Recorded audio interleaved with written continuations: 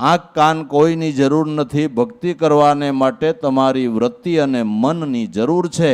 મન અને વૃત્તિ જો અશુદ્ધ છે તો અશુદ્ધ મન અને વૃત્તિ આજે નહીં કાલે નહીં ભગવાનના ભજનમાં નહીં લાગે, નહીં લાગે. નકર છે તો હાવ મફત. એનું નામ લેવું એમાં પૈસા બેસે છે, શરીરને કાંઈ પરિશ્રમ પડે છે? હે કે ભાઈ આ બહુ ગરમીનો ટાઈમ છે, મારે એસી નથી ને ભગવાનનું ભજન કેમ કરવું કે એસી ટેસીની આમાં જરૂર ન હોય. બરાબર ને?